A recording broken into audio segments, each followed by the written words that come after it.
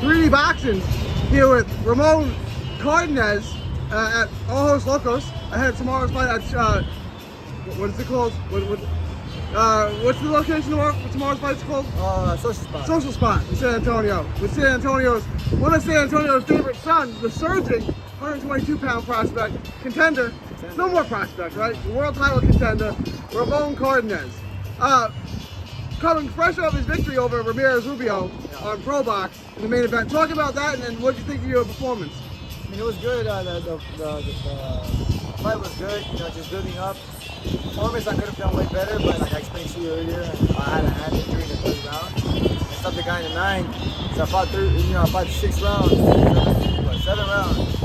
I messed up hands, so you showed a lot of heart, man, a lot of determination. Yeah, I saw the pictures. I wouldn't have guessed that from the fight. I talked to Ronnie Cantu, one of your trainers. He didn't know either, so you just fought with the... Yeah, was it broken or what? No, I guess I hit wrong, man. You know, like when you twist your ankle, it doesn't So that happened in the fight? That didn't happen? Okay. Yeah, that happened in the fight.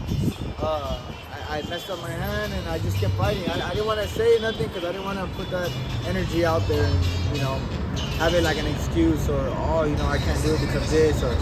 Nah, I just kept using it. I knew it was broke. I didn't know it was broke. I told myself, if it's broken, it's broken. It can't get any more broken. Yeah. So that's true. I just kept using it. Joel Diaz was in your corner. He was really fired up. I mean, what was he telling you going into the 8th? It was a 9th round knockout, right? It was 9th round? Yeah, 9th round. What was he going, the 8th and 9th? He seemed really fired up. What was he telling you? And what He was just telling me that he knew I could do more. He knew I could be better. He knows like the type of fighter I am, and he knows what he expected, wanted more. Just wanted me to be the fighter I am, basically. So he was, you know. Whatever he said to fire you up, it worked. Walk us through that 9th round. Well, I knew I could hurt him because I had hurt him prior with body shots. But you know, when I caught him with the body shot, I knew it was gonna go down. I've caught a lot of people before with that body shot, so I knew once I hit him well, I knew he was gonna be done. I thought it was a really good performance. You seem like, what grade would you give it? A C? I mean, you don't seem thrilled with the performance. But like a D+. A D+, or even lower. Again, I know I could do way better. You know, I wanted to go back to the performance before that, in February, against Israel Picasso. I thought, when they announced the fight, I thought you'd win. But I thought that was probably the best fighter. I know he didn't have the best record, he was an unbeaten prospect, but that was a really good fighter. Were you familiar with Picasso going into that, and did you know that was going to be a tough fight? I honestly wasn't that familiar with him. My you know, Joel and Ronnie, they were more familiar with him because they watched tape on him. Yeah. I didn't. I just kind of, I knew he was with Betty Stein, but you know, like I said, you know, going into that, I knew I had a good coach. You know, a lot of people don't give credit to Joel. Yeah. Because he's very humble. I want to get into that in a minute. minute. He's a very humble guy, so he doesn't, you know, get the credit that he deserves. But I had told, you know, the interviewers there, they were interviewing me, they're like, you know, how does it feel going up against Betty Stein? I told them, like, oh, I have one of the best coaches as well, so it doesn't intimidate me, you know? So I wasn't really intimidated by that. I mean, given that performance, again, I think Picasso was a world-class fighter, so I really liked the performance. Was that the best opponent you faced to date, and how would you grade that performance? Because I was really impressed with that performance. I mean, it's hard to say. It's hard to say if he's the best opponent I faced. I'd say yes to some extent, but even at that, I could have done way better. You know, there's things that I needed to work on in the ring, in the gym, like cutting up the ring. Again, I could have stopped them before, but you know, everything happens at the right time. So it's just learning, man. It was our first fight with Joel, our first fight with him, and then we took a hard fight like that. So you know, it just, you know, it shows that, you know, where I'm at now, I feel good, feel comfortable.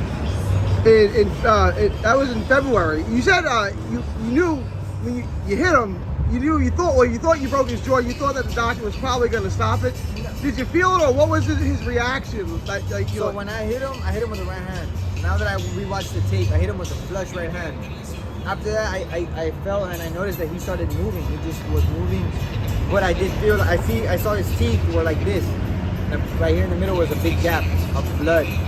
So I knew, it was like, oh man, like, I knew I had got him. So when I went to the corner, I see that he walked to his corner and his coaches were like standing, and I was like looking. I kept looking, and Joel was like, hey man, I told him, hey coach, I think they're gonna stop the fight. hey, don't worry about that, man. We're, you know, like, fucking worry about that. Focus over here. So they're all right. And then I do like that again. And then I run off. Because I noticed that they stopped the fight. And then that's when it was a good performance. Well, yeah, they needed to stop the fight. The doctor's reaction was, "Oh God, yes," when she asked if you should stop the fight. You've had 3 wins now, primetime wins on big cards. The one going back to San Antonio late last year, and then the 2 this year. Are you ready for that world title? I know we talk about this every time, but you've gotten the wins now. You've built up your like I said, no more prospects. World title contender. Are you ready for that? And what did you think of Inoue's performance? Because that's the guy at the top of your division. I feel so. I feel like I'm ready. Everybody always says, "Oh, I'm ready," but then you go look at the records and you're like, "Oh, dude, you just fought a guy who was 20 and 30." I'm not ready for that. I feel like I'm ready because, like you said, my last 3 performances, my last 3 fights, all stoppages, all stoppages, and at a higher level. It ain't like I'm fighting a guy who's 20, 30. Yeah, the first 2 you were actually underdog. This last one you were a favorite. But exactly. I beat a guy who was 15 and 0, and then I beat a guy who was 30 and 5, and I beat a guy who was 21, 22 and 2, something like that. So, you know, the resume and the records are getting better. You told me back in September when you scored that knockout on the PROBOX card that was going to be a start-making performance. That was going to raise your stock.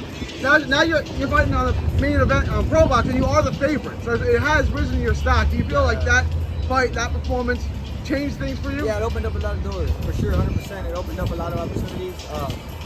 100% it did. You know, I got opportunities right after that fight with working with bigger people.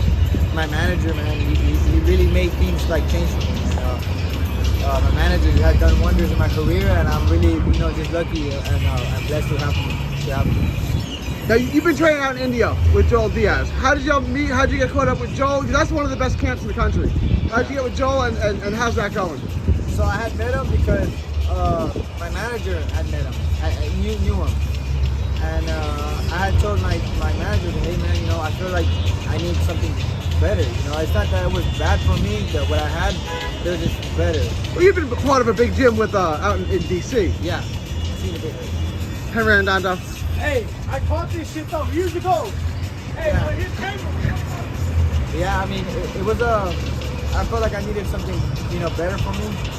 And my manager ended up running Joel because Joel was a guy that I had wanted to go to prior, like when I first turned pro. But I just didn't have the connection or the name in a sense to go over there and be like, hey, I want to train with you, So when I went